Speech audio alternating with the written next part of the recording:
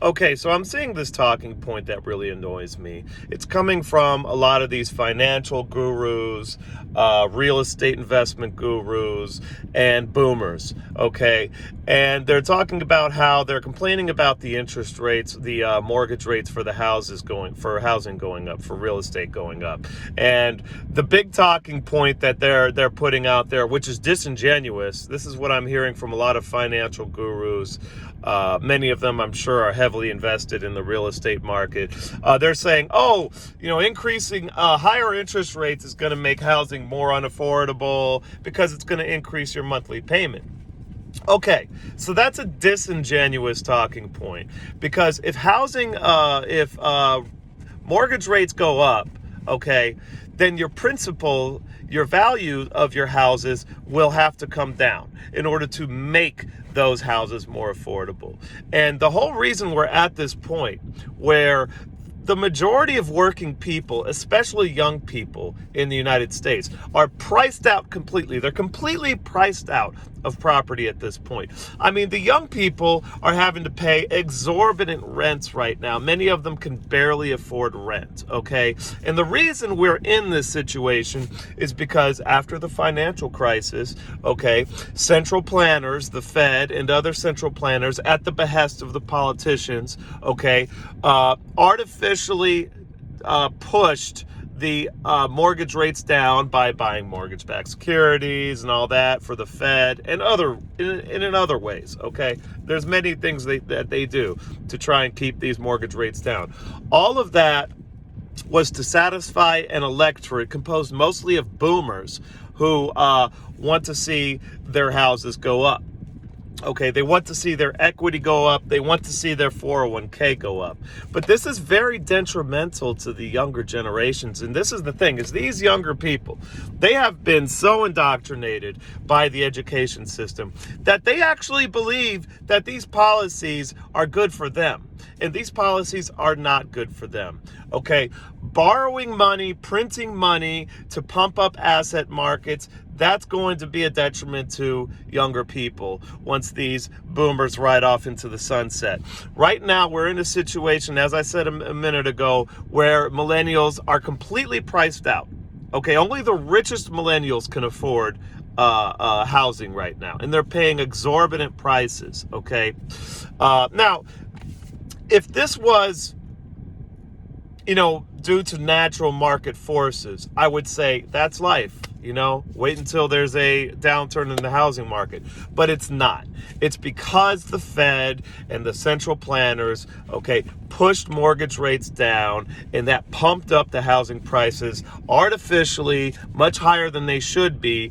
And they're going to be intent on keeping those housing prices up, because as housing prices go down, the electorate, which the boomers are still have the most leverage insofar as the electoral politics is concerned, well, they're going to get pissed off because their second home is losing equity. And this is just fucking ridiculous. Okay, millennials can't even afford a house, and boomers are worried about their second home losing equity. Okay, so they're going to try. As I see the banks, the banks are heavily invested in real estate too. But the thing about the banks is, if there's a problem because they invested too much in expensive real estate, they'll get bailed out. Okay, just like they did in 2010 under Obama, by the way. Okay. A lot of these policies that led us here were Obama's policies, right?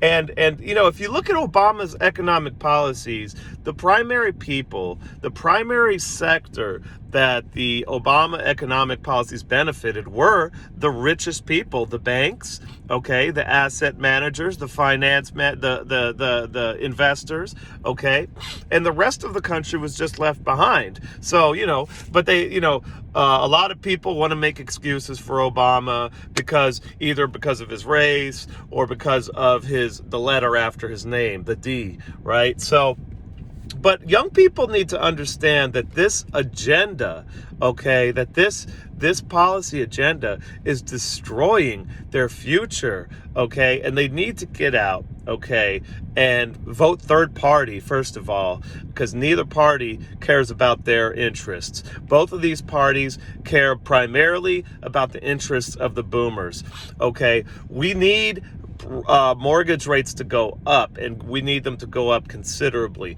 That will bring the principal values of the real estate down.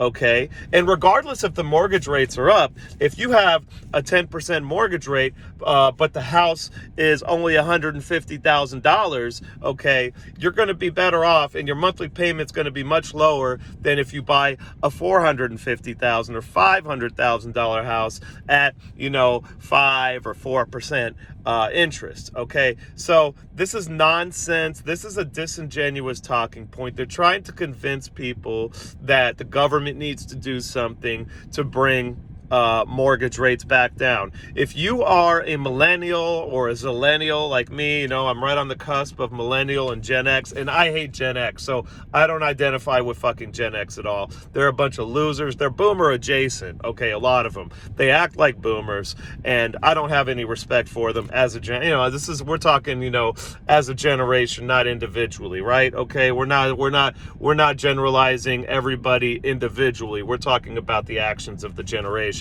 So I claim zillennial and millennials and zillennials and younger people need to understand that these policies aren't helping them, that the government stepping in and buying, doing something, whatever it may be, to lower mortgage rates is going to be detrimental to them in the short term and the long term. Okay.